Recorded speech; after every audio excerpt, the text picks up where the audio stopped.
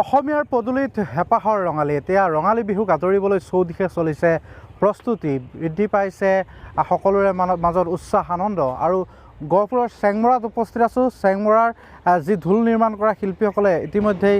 ঢোলসমূহ নিৰ্মাণ কৰিছে আৰু যিহেতু বিহু আহিছে বিহুৰ সময়ত ঢুলীয়াসকলক সকলোৰে পচন্দৰ কঁঠাল কাঠৰ খোলাটোৰ ঢোল যোগান ধৰিবৰ বাবে এতিয়া ব্যস্ততা বৃদ্ধি পাইছে আৰু এনেধৰণে দিনে নিশাই ঢোল নিৰ্মাণ কৰি আছে নতুন ঢোল ইয়াত নিৰ্মাণ কৰি থকা হৈছে আৰু যিসমূহ কাঠৰ খোলা আনি দিছে নতুন চাৱনীৰ বাবে সেই চাৱনীসমূহো কৰি থকা হৈছে যিহেতু বিহু আহিছে শিল্পীৰ সৈতে কথা পাতিম মই আপোনাৰ ওচৰলৈ আহিছোঁ এইকেইটা দিন খুবেই ব্যস্ত যিহেতু ঢোল নিৰ্মাণ কৰি থকা হৈছে কেনেধৰণে চলিছে এতিয়া পূৰা ভিৰ লাগিলে এতিয়া আমাৰ কাম কৰিয়ে আছোঁ তাৰপিছতে আপোনাৰ আজৰি নাই আৰু এতিয়া বিহুলৈকে কাম কৰিবই লাগিব সকলোৰে পচন্দৰ কঁঠাল কাঠৰ খোলাটো বিচাৰে ইয়াত পায়নে নাই সেইখন পায় কঁঠালৰ আছে কঁঠাল কাঠৰ ঢোল পাব গেৰাণ্টি পাব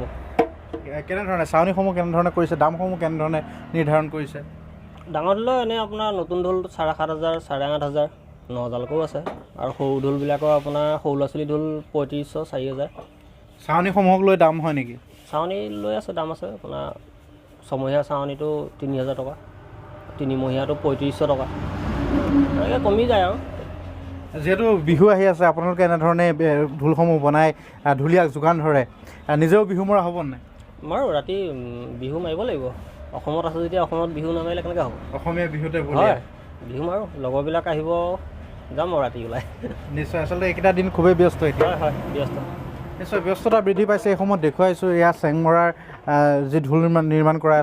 এখন বিপণীত উপস্থিত আছোঁ আৰু এইসমূহ ঢোল এনেধৰণে নিৰ্মাণ কৰি আছে যিহেতু বিহু আহিছে বিহু বুলি কোৱাৰ লগে লগে সকলোৱে ঢোল লৈ ওলাই যাব আৰু পচন্দৰ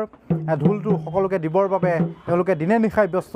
হৈ থকা পৰিলক্ষিত হৈছে আৰু এনেধৰণে চলিছে ৰাজ্যৰ প্ৰান্তে প্ৰান্তে এতিয়া বিহুৰ প্ৰস্তুতি গহপুৰৰ পৰা এয়া দেখুৱাইছোঁ